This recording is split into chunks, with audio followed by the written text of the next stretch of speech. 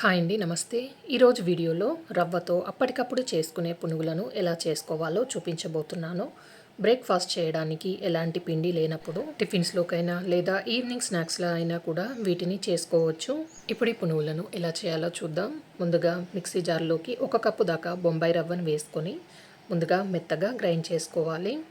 ఇలా గ్రైండ్ చేసిన ఈ రవ్వని మిక్సింగ్ బౌల్లోకి వేసుకొని దీంట్లోనే 1/2 కప్పు వరకు పుల్లటి పెరుగును వేసుకోండి. అలాగే 1/4 కప్పు నీళ్ళను పోసి రవ్వలో పెరుగు బాగా కలిసేలాగా కలుపుకోవాలి. ఇలా కలుపుతూ ఉంటే రవ్వ పెరుగుని అబ్జర్వ్ చేసుకొని ఇంకా గట్టి పడుతుందండి. కాబట్టి కొంచెం పల్చగా ఉన్నా సరిపోతుంది. ఒక 2 మీడియం సైజ్ ఆలుగడ్డల్ని ముందుగానే ఉడికించి తీసుకున్నానండి. దాన్ని ఇందులోకి వేసుకొని చిన్నగా కట్ చేసుకున్న ఉల్లిపాయ ముక్కలు కొన్ని, అలాగే మీరు తీసుకున్న పచ్చిమిరపకాయల కారాన్ని బట్టి పచ్చిమిర్చిని వేసుకోండి.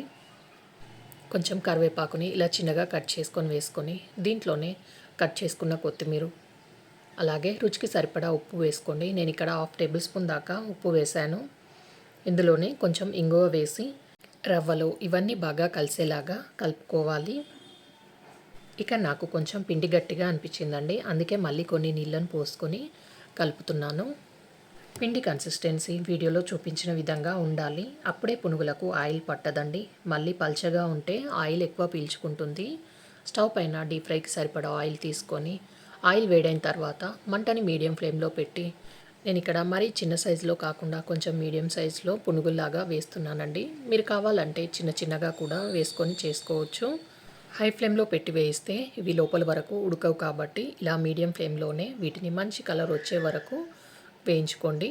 ఇలా చూడండి, క్రిస్పీగా వేగి మంచి కలర్ వచ్చిన తర్వాత వీటిని ఆయిల్లో నుండి తీసేసి మిగతా పిండిని కూడా ఇదే విధంగా ఆయిల్లోకి వేసుకొని పునుగుల్లాగా చేసుకోవాలి. ఇలా చేసిన ఈ పునుగులని టమాటా పచ్చడి లేదా పల్లి చట్నీతో సర్వ్ చేయండి.